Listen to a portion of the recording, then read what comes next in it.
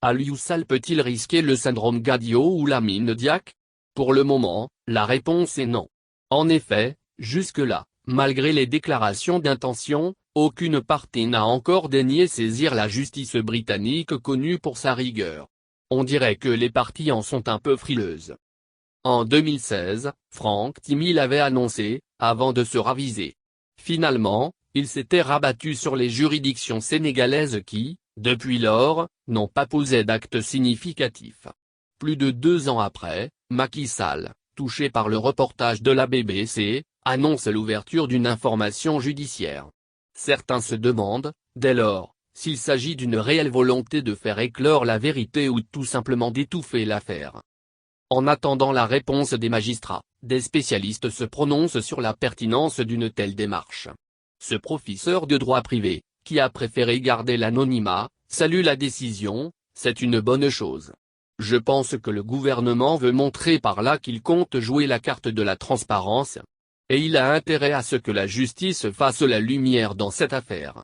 Encore faudrait-il qu'on laisse aux magistrats la latitude de pouvoir entendre toutes les personnes impliquées dans cette affaire, en toute indépendance. L'autre question que l'on peut valablement se poser, c'est par rapport à l'efficacité d'une plainte au Sénégal contre la BBC. En tout cas, quelle que soit la juridiction saisie, prévient notre interlocuteur, il aura besoin de l'exéquatur pour être applicable dans un autre pays. Nous sommes dans un cas de figure où la décision qui va être prise devra fort probablement être appliquée à l'étranger. Ce qui ne manquera pas de poser la question de l'exéquatur. Et la juridiction qui sera saisie pour l'exéquatur va connaître indirectement de l'affaire.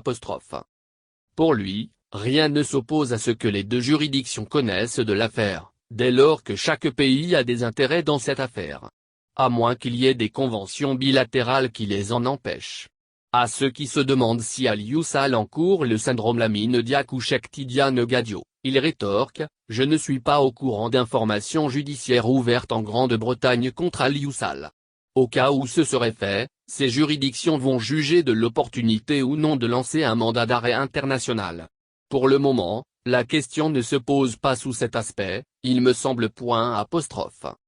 Le juriste rappelle que le droit sénégalais prévoit ce qu'on appelle le privilège de juridiction pour ses citoyens. Cela veut dire qu'à chaque fois qu'un Sénégalais est demandeur ou défendeur dans une affaire judiciaire, les juridictions sénégalaises se déclarent compétentes. Mais autant le Sénégal peut valablement se prononcer, autant les juridictions britanniques peuvent également justifier d'un intérêt qui leur permette de statuer, si elles sont saisies. On parlerait, en pareil cas, de litispendance. C'est-à-dire que deux juridictions également compétentes sont saisies d'une même affaire. Par rapport aux menaces de certaines organisations de la société civile de saisir les tribunaux anglais, il explique, je ne connais pas trop le droit britannique, mais je pense qu'il doit être possible, pour des organisations sénégalaises, de se constituer partie civile. Des organisations comme Oxfam peuvent potentiellement le faire.